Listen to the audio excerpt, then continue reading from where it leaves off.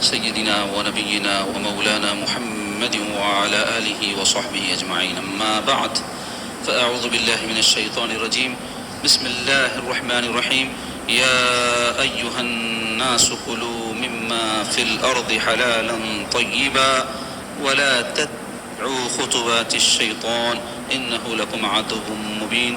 صدق الله مولانا العظيم وصدق رسوله النبي الأمين الكريم.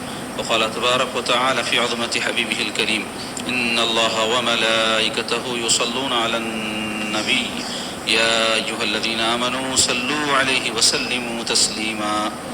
اللهم صل على سيدنا ومولانا محمد وعلى آله وصحبه وبارك وسلم.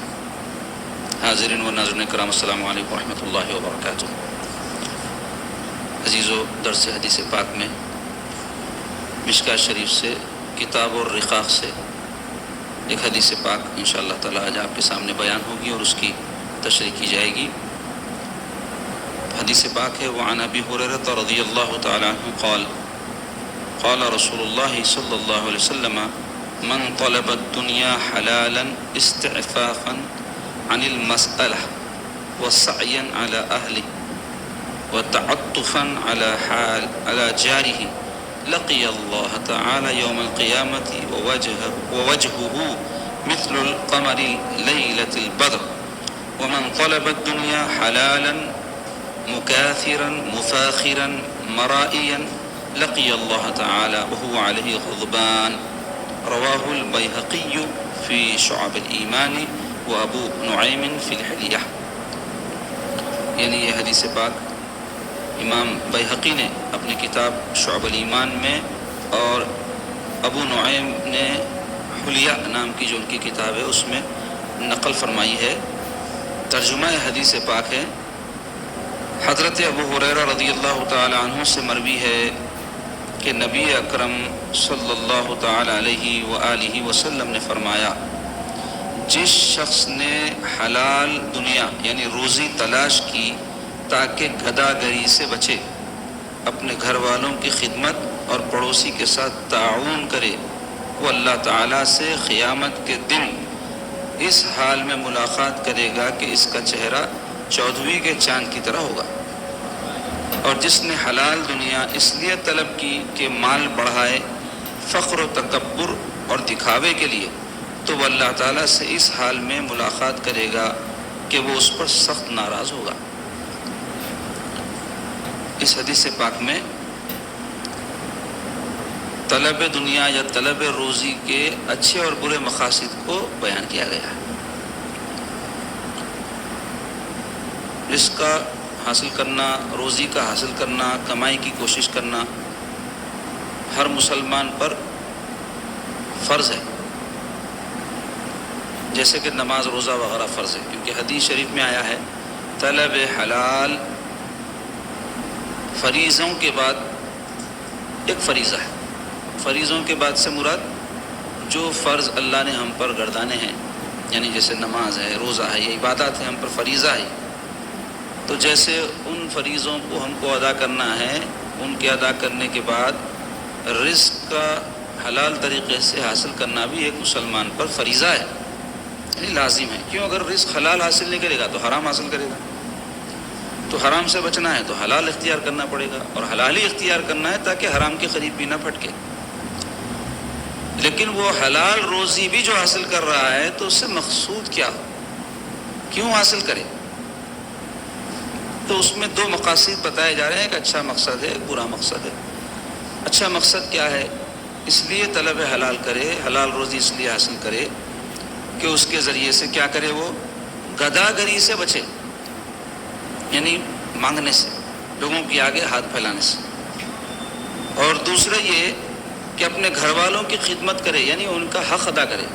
بیوی بچوں کی اگر ذمہ داری ہے، ماں باپ کی اگر ذمہ داری ہے تو وہ مال سے، جو مالی ذمہ داری ہے مالی سے پوری ہوگی. اور پڑوسی کے ساتھ تعاون کرے، یہ ایک مستحب چیز ہے.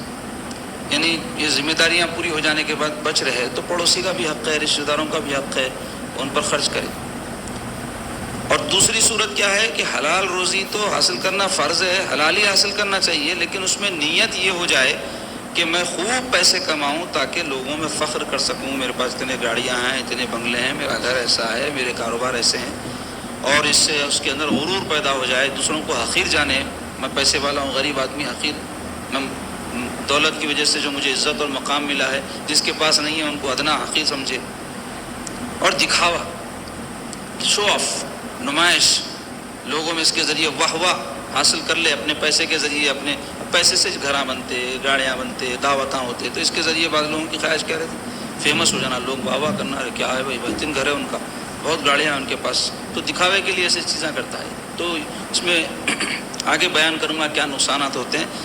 تو بنیادی بات کیا ہے، اس حدیث شریف کے ذریعے ہم کو یہ بتلایا جا رہا ہے کہ حلال ہو روزی وہ تو ضروری ہے، پھر اس میں مقصد یہ ہو کہ آپ کسی کے آگے ہاتھ نہ پھیلائیں، اس لیے حلال روزی حاصل کریں، آپ جو ہے اپنے گھر والوں کی جائز طریقے سے پرورش کر سکیں، اس کے لیے آپ حلال روزی حاصل کریں، اس کے لیے تقدو کریں، کوشش کریں، اور کسی کی مدد کر سکیں، اور حلال روزی ہی حاصل کرتے ہوئے یہ نیت اور یہ مقصد سے بچیں کہ اس کے ذریعے فخر، تکبر اور دکھاوا کریں۔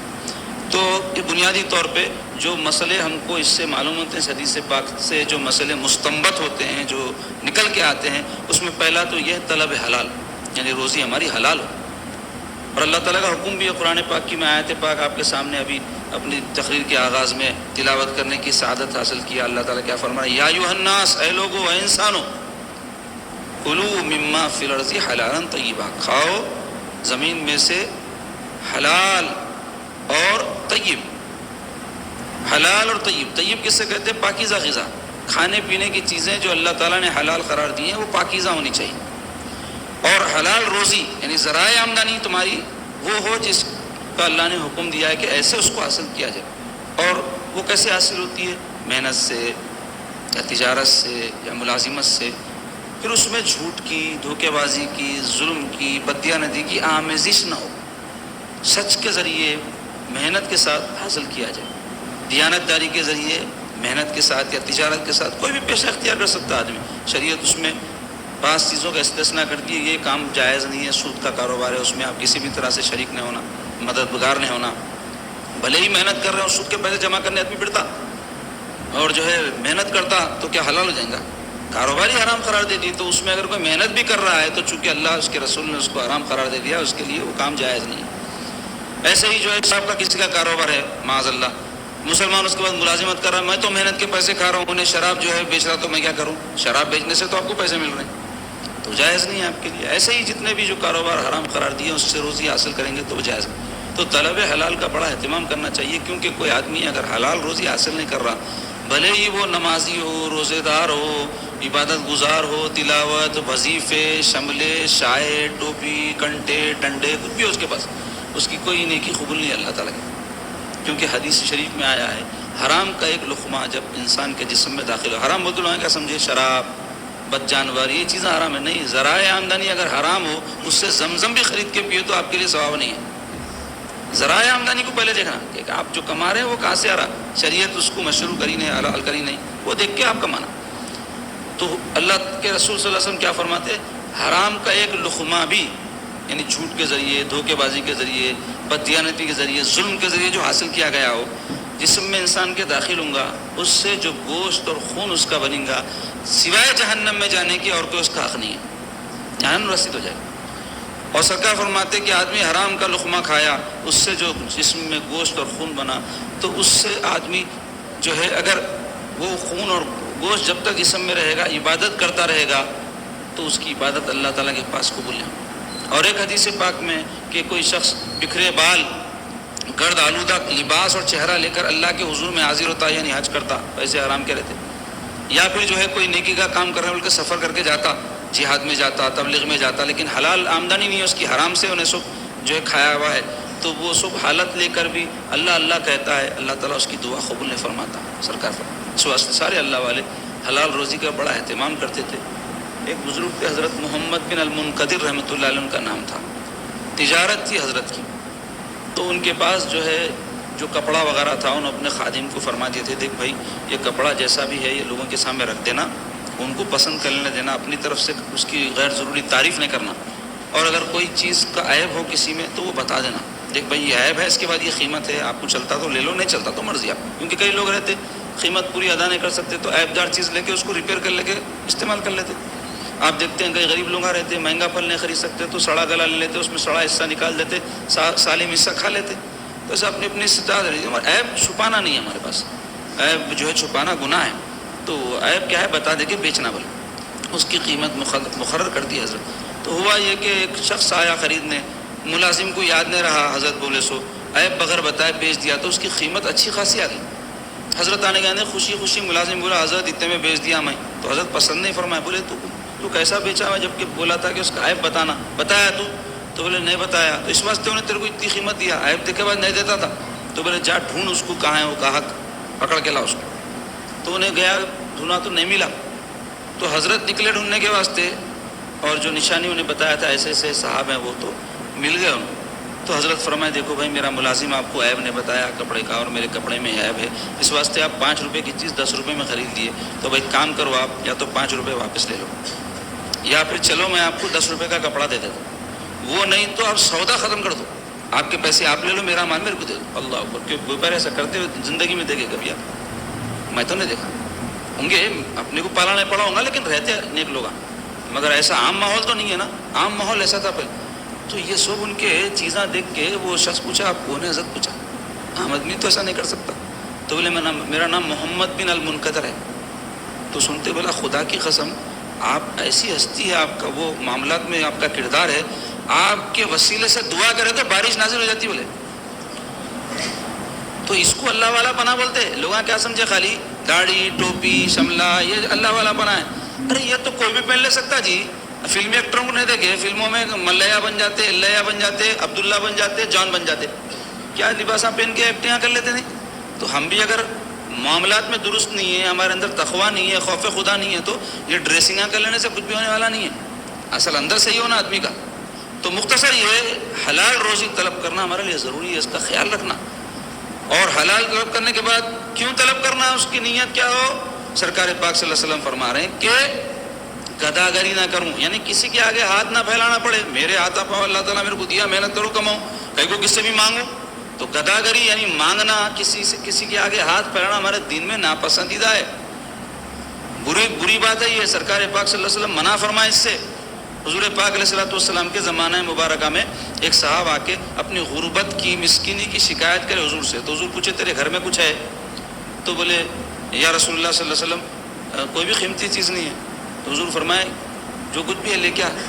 تو انہوں جا کے ایک مٹی کا برتن اور ایک جو ہے اضافہ جو کپڑا تھا ان کے پاس استعمال شدہ وہ لے کے آئے. تو حضور پاک صلی اللہ علیہ وسلم صحابہ کے مجمع میں اپنے دونوں دستے اقدس میں ایک چیز اٹھا کے فرمایا کون ہے جس کو خرید لے گا. تو ایک صحابی بولے یا رسول اللہ میں 1 درہم دے دوں، اس زمانے کے 10 روپے سمجھو. تو حضور فرمایا 2 کون دے سکتے؟ تو ایک صحابی بولے یا رسول اللہ میں دے دوں. کیونکہ سب صحابہ اس زمانے میں رئیس دولت مند نہیں تھے، چند تھے، انگلیوں پہ گن لے سکتے تھے. بعد میں اللہ تعالیٰ فتوحات کے بعد نواز دیا، اور پھر بھی ان کے اندر جذبہ دیکھو اپنے بھائی کو 1 کے بجائے 2 روپے پہنچانا. تو ایک صحابی خریدے. تو حضور فرمایا 2 روپے لے، 2 درہم لے، ایک سے اپنے گھر والوں کے کھانے پینے کا انتظام کر، 1 روپیہ لے جا کے کلاڑی خرید اور جنگل میں جا لکڑیاں کاٹ اور وہ لا کے بیچ. اور انہوں 10-15 دن ایسی کرنے کے بعد جب آئے تو ان کے پاس 10 درہم تھے. تو حضور پاک صلی اللہ علیہ وسلم کی خدمت میں پیش کرنا چاہے تو حضور فرمائے جا تو تیرے بچے کھا لے. تو حضور پاک صلی اللہ علیہ وسلم ان کو یہ حکم نہیں فرمایا مسجد کے پاس ٹھہر جا، چندے کا اعلان کر، اپنے بھائی کنے جا کے تو بھی مانگ لے، پڑوسی سے تو بھی مانگ لے، کوئی سیٹ کنے چلے جا، ان کے پاس چلے جا، ان کے پاس نہیں فرمائے. کیا فرمائے؟ اپنے ہاتھ پاؤں سلامت ہے نا، محنت کرو. تو یہی تعلیم ہے ہمارے دین کی. آج آپ دیکھیں شرمناک کام کرتے مسلمانوں میں ایک بہت بڑا طبقہ ایسا ہے جو بھیک کا عادی ہے. اب کئی تو ایسے آخری کیٹیگری کے لو کیٹیگری ہو، مسجدوں کا نے، شادی خانوں کا نے دامن پھیلاتے پھرتے، آخری کیٹیگری وہ بھی پیشہ ور ہے تقریباً. اگر ان کے اندر ذریعی غیرت ہوتی تو آپ پوچھو پکڑ کے ان کو کچھ کام دلاتا ہوں، چلتے کیا بولتے چلتے کیا دیکھو. بھیک سے کھانے کی عادت پڑ گئی تو محنت نہیں کر سکتا. کئی ایسے ہوتے ہیں جو آ کے بہت مجبوری کا اظہار کرتے ہیں اور کئی دھندا بنائے جھوٹ بولتے ہیں، جس کی وجہ سے ہو کیا رہا ہے واقعتاً جو ضرورت مند لوگ ہیں ان کو دینے کے واسطے لوگ پچھڑ جا رہے ہیں. ارے انہیں بھی ویسی سے سمجھ رہے. تو اپنا دھندا بنا لیے اور اپنے آپ کو ذلیل کر رہے ہیں. کیوں منع ہے ہمارے پاس بھیک مانگنا؟ اس میں بھی محنت لگتی نا جی. گھنٹہ تمام بیٹھا ہوا رہتا ہوں مسجد کے پاس، کھڑا ہوا رہتا کئی جانا، کئی قسم کے بھاگ دوڑ کرتے سڑکوں کے اوپر، محنت لگتی. مگر بعض پیشے ایسے محنت بھی ہو رہی تو جائز نہیں ہے، چور کو بھی محنت کرنا پڑتا، چوری کر لینا انہیں. تو ایسی بھیک مانگنا بھی اس میں ذلت ہے انسان کے لیے. کیوں؟ اللہ تعالیٰ اس کو ہاتھ دیا، پیر دیا، سمجھ دیا، عقل دیا، استعمال کرو، کوشش کرو، اپنے آپ کو ذلیل مت کرو. یہ ہمارے دین کی تعلیم. حدیث شریف میں آیا جو لوگ لوگوں سے ہاتھ پھیلا کے مانگتے قیامت کے دن اس حال میں آئیں گے ان کے منہ کے اوپر گوشت نہیں رہیں گا، ایک عذاب کی صورت ہوگی، یا پھر انہوں اپنے منہوں کو نوچیں گے اپنے ہاتھوں سے، ذلت ہوگی ان کی وہاں بھی محشر کے میدان میں. اس لیے بھیک مانگنے سے، گداگری سے ہمارے پاس منع کیا گیا. تو سرکار فرمائے کہ نیت کیا ہو؟ حلال، پہلے تو حلال، اس میں کوئی کمپرومائز ہی نہیں. پھر حلال روزی بھی کس لیے ہو؟ تاکہ آپ گداگری نہ کریں، کسی کے آگے ہاتھ نہ پھیلائیں. دوسرا مقصد کیا ہو روزی حاصل کرنے سے؟ اپنے بیوی بچوں کے حقوق کو ادا کریں، ماں باپ کے حقوق کو ادا کریں. اگر ماں باپ غریب ہیں، کما نہیں سکتے، تو بچوں کے اوپر ان کی پرورش فرض ہے، اولاد پہ، وہ بھی مرد بچوں پہ، عورتوں پہ نہیں. کئی ایسے بے غیرت ہمارے مرد ہیں جو کام نہیں کرتے، محنت نہیں کرتے، مجبوراً بچیوں کو اپنے ماں باپ کا خیال کرنا پڑ رہا ہے. بازاروں میں بیٹھ رہے ہیں، جا کے لوگ دکانوں پہ بیٹھ رہے ہیں، یا کوئی پیشہ اختیار کر رہے ہیں، جس کی وجہ سے ہمارے مسلمان بچیوں کی عزت آبرو برباد ہو رہی، عزت آبرو خراب ہو جا رہی ہے ان کی اس کی وجہ سے. کیوں؟ بازار میں جب عورت نکلتی ہے تو پھر کیا اس کی عزت کی حفاظت ہوتی؟ مشکل ہو جاتا. انہیں بھی انسان ہے. اور پھر دنیا میں آپ دیکھتے بے حیائی روز بروز عام ہوتے جا رہی، تو جس کے نتیجے میں زد میں آ جا رہے لوگ بے حیائی کے. اور بے غیرتی کا عالم یہ ہے، وہ مردوں کا کہ گئے تو گئے، عورتیں بولتے ہیں، لیکن خود کما کے لا کے اپنے گھر کی ذمہ داری نہیں اٹھاتے. کئی ایسے مرد ہیں جن کی بیویاں باہر نکل کے کام کرنا پڑتا. کئی ایسے جو ہے ضعیف ماں باپ ہیں، ان کے بچوں کو باہر نکل کے کام کرنا پڑتا، ان کے پاس مرد بچے رہتے. اور کئی نوجوان مرد ایسے ہیں جو اپنے ذات کا دیکھ لیتے، خالی بس کھا لیے، پی لیے، سو گئے، تفریح کر لیے، کوئی فکر نہیں ماں باپ کی. کئی ایسے بے غیرت مرد ہیں، شادی شدہ ہے، اپنی بیوی بچوں کا ان کو خیال نہیں رہتا، ان کی ذمہ داریاں اٹھانے کی کوئی فکر نہیں رہتی. تو ان کا نفقہ یعنی بیوی بچوں کا جو ہے فرض ہے مرد کے اوپر، بیوی کا شوہر پہ اور بچوں کا باپ پہ فرض ہے، عورت پہ نہیں ہے. کوئی خرچہ عورت کے ذمہ نہیں ہے، یاد رکھو. آپ شریعت کوئی خرچہ نہیں رکھی سوائے اس کے، اس کے پاس اگر مال اس کا ذاتی ہے تو زکوٰۃ ادا کرنا ہے، اور اتنا مال ہے کہ حج کر سکتی ہے تو اپنے پیسے سے حج کرنا ہے. اب وہ بھی ہمارے معاشرے میں اور مسائل نہیں معلوم، ہمارے مردوں کو بیچارے بھولے بھالے پنے میں، بیوی کو حج کو جا رہا ہوں، ہماری بیوی کو لے جا رہا ہوں، لے کے چلے جاتا. اچھا ہے، لے جانا چاہیے، خرچ کرنا بری بات نہیں. بیوی پہ مگر بیوی کو حج کرانا شوہر پہ فرض نہیں. شرعی جو فریضے ہیں نا وہ ذاتی طور پہ ہر ایک پہ ہے. ماں باپ کو حج کرانا بچوں پہ فرض نہیں ہے، محبت میں کرا جا رہے ہیں، ہو جاتا ادا. بیوی کو عمرے کو لے جانا، حج کو لے جانا شوہر کے اوپر ذمہ داری نہیں ہے. بیوی کی زکوٰۃ ادا کرنا شوہر کی ذمہ داری نہیں ہے. بیوی پہ زکوٰۃ کیوں ہو رہی؟ تو آپ بولیں گے سونا ہے ان کے پاس، تو کس کا ہے پہلے طے کرو. کوئی نہ کوئی تو مالک رہیں گا نا بھائی، یا تو دو مل کے رہیں گے یا اکیلی بیوی رہیں گی. تو بیوی کا اگر سونا ہے انہیں مالک ہے، یعنی جو سونا شادی کے وقت ماں باپ دیتے بچی کو یا پھر دولہے والے چڑھاتے نا، وہ کس کی ملک ہے یہ بھی نہیں معلوم ہمارے مسلمانوں. عورت کی ملک رہتی ہے. شوہر لیتا، کاروبار کرتا ہوں بول کے بیچ دیتا. ساس سمجھتی میں بھی جو چاہے کر سکتی ہوں، لے لے بیوی کا، ایسا کر دے. کئی عورتیں ہیں جو عورتوں کو برباد کر دے. عورتیں، مرد نہیں، ساسیں سکھاتی، بیٹے کو بولتی بیچ دے، کیا کرتا ہے. اب نے تو کب کمائیں گا، اپنا دیو نا اماں، اپنی بیٹی کا لا کے دیو نا. دیتے اپنی بیٹی کا. ارے داماد ناراض ہو جاتا، وہاں داماد ناراض ہوتا ہے، یہاں اللہ ناراض ہو رہا نا، اس کا حق کھا جا رہے نا، خیال نہیں. تو جو عورت کا سونا ہے وہ مالکہ ہے، زکوٰۃ اس پہ ہے. اب آپ بولیں گے بھائی زکوٰۃ کیسا دیں گی، انہیں کمانا نہیں بولے نا. کما کے دیو، کون بولے زکوٰۃ ہے؟ سو سونے میں سے دینا ہے. وہ تپا توڑنا نہیں چاہتے، اس واسطے شوہر سب ادا کر دے. ادا ہو جاتی، بولنا ہے چاروں کہ ادا تو ہو جاتی، مگر عورتوں کو بھی خرچ کرنے کا جذبہ ہونا چاہیے. میں اپنے پیسے سے کرتی ہوں، سونا کیا کروں گی، خبر میں لے کے جاؤں گی کیا؟ بیچتی ہوں اللہ کے راہ میں، جاتی ہوں میں اس کے لیے، حج کے لیے. ایسا جذبہ رہنا کہاں ہے عورتوں میں؟ دیکھے کبھی آپ ایسا ہوں گے، چھپے ہوئے ہوں گے. اپن بالکل 100% ایسے بول کے نہیں بول سکتے، گناہ گار ہو جاتے. کوئی اچھی رہی تو اپن گناہ گار، 100 بول کے نہیں بولنا. ہر ایک میں اچھے رہتے، عورتوں میں، مردوں میں، غریبوں میں، امیروں میں. تو مختصر یہ کہ مرد کے اوپر ذمہ داری ہے نفقے کی، اپنے بیوی بچوں کے، اور اپنے ماں باپ اگر غریب ہیں تو ان کی بھی. اور تیسرے، پڑوسی کا تعاون ایک مستحب چیز ہے. ایکسٹرا اضافی آپ کے پاس اگر کچھ مال ہے تو آپ اس کو جو ہے دینا چاہیے، پڑوسی کا حق ہے. اور رشتہ داروں میں اگر کوئی ضرورت مند ہے، مجبور ہے، محتاج ہے، خرچ چاہ رہے ہیں تو خرچ دینا، یا امداد کرنا چاہ رہے ہیں، امداد کے طالب ہے تو امداد کرنا ان کی. تو یہ نیت ہونی چاہیے حلال روزی حاصل کرنے میں. یہ مقصد، یہ مقاصد پیش نظر ہیں. اور دوسری صورت کیا ہے؟ سرکار فرماتے ہیں اور جس نے حلال دنیا، یہاں بھی دیکھو ایسا نہیں ہے کہ معاذ اللہ جو ہے مجبوری، جیسا لوگ بولتے ہیں نا مجبور سود پہ لے لیا، مجبور ہوں دھوکہ دے دیا، یہ بات غلط ہے۔ شریعت کو معلوم ہے، اللہ رسول کو معلوم ہے مجبوری کہاں تک ہے۔ یہ اپنے طور پہ خود ساختہ ہم جو مجبوریاں بنا لیتے ہیں نا، یہ مجبوری کے حکم میں نہیں ہے۔ شریعت کس کو مجبوری بولی؟ اللہ اس کے رسول کے احکام کی روشنی میں کیا چیز مجبوری ہے وہ علماء سے معلوم کرنا۔ یہ مجبوری ہے کیا؟ اس میں سود کھا سکتا ہوں کیا، یا سود کھلا سکتا ہوں کیا؟ نہیں معلوم کرتے۔ تو ایسے ہی جو ہے تو حکم ہو رہا ہے حلال دنیا اس لیے طلب کر رہا ہے کوئی کہ مال بڑھائے، خوب پیسے والا بنوں، سب دنیا میں لوگوں کے پاس پیسے، میں بھی خوب پیسے کما کے یہ چاہتا ہے کہ لوگوں کے بیچ میں مقابلہ کروں میں بھی پیسے سے، فخر و تکبر اور دکھلاوے کے لیے پیسے کمائے۔ حلال کما رہا، بزنس مین ہے، تجارت کر کے کما رہا تو جائز ہے نا، مگر مقصد کیا ہوگا اس کا، وہ نیت کیا ہوگی؟ اس کے ذریعے فقر، بڑائی کا احساس، اور دوسروں کو پیسے کے کمانے کے بعد حقیر جانے، اور یا دکھلاوا کرے جو کہ عام ہے ہمارے پاس معاشرے میں، سیٹوں کے، دولت مندوں کے، لیڈروں کے، جب بڑے کوئی تقاریب ہوتے تو اس میں تفاخر ہی رہتا، اور کیا رہتا؟ ایسا سجائے، ویسا فنکشن کرے، ایسا ایسا کھانا کھلائے، یہ کیوں ہے؟ حالانکہ سادگی سے بھی ہو سکتا نا کام، وہ کہاں کرتے ہم؟ اب معاشرہ اس درجے تباہی کی طرف جا رہا ہے کہ اگر کوئی آدمی وہ لیول کا نہیں ہے تو انہیں بھی کوشش کر رہا ہے کہ میں بھی جو ہوں کچھ نہ کچھ کر کے بتاتا ہوں۔ انہوں کر سکتے کیا؟ تو اب ان کے پاس تھے، انہوں کرے ہوں گے، بھائی چلو بات جانے، ان کے پاس بہت دولت رہتی ہے، اگر انہوں بہت اچھا فنکشن کرے تو اسراف نہیں ہوتا ہوں گا، چلو ان کے پاس بہت دولت ہے، آپ کے پاس کی دولت کے حساب سے آپ کے اسراف کا لیول الگ ہے، ان کے اسراف کا لیول الگ ہے، انہوں کر لیے ہوں گے۔ اب اس کے پاس نہیں ہے تو انہیں کیا کر رہا؟ قرضے لے رہا، قرضے لے کے کر رہا، دکھاوا کرنے کے واسطے۔ محض 5000 آدمی کی دعوت انہوں کرے ہوں گے، میں 1000 کی تو بھی کرتا ہوں، تو 1000 کی بھی کرنے کی اس کی استطاعت نہیں ہے، 100 کی بھی نہیں کر سکتا، اب 1000 کی کرنے 900 کے واسطے پیسے نہیں ہیں تو قرضہ لے رہا، تو یہ کیا ہے؟ دکھاوے کے واسطے۔ تو اگر وہ قرض لے رہا ہے تو قرض لینا جائز ہے، مگر کن صورتوں میں لینا ہے؟ شریعت جو ہے قرض کو جائز رکھی لیکن ترغیب نہیں دلائی قرض لینے کی، قرض دینے کی دلائی، وہ بھی ضرورت مند لوگوں کو۔ مثلا کوئی آدمی بیمار ہے، علاج کے واسطے پیسے نہیں، یا ایسے ہی کوئی بچی ہے، شادی کی عمر ہو گئی، وقت پہ شادی نہیں کرے تو عمر بڑھ گئی تو شادی کو مشکل ہوتی، ماں باپ کے پاس پیسے نہیں، قرض لے سکتے۔ یا کوئی آدمی بہت زیادہ ایسا مجبور ہو گیا، کھانے کے لالے پڑ گئے تو انہیں قرض لے سکتا۔ تو معلوم رہنا کون سی صورتوں میں قرض لے سکتے۔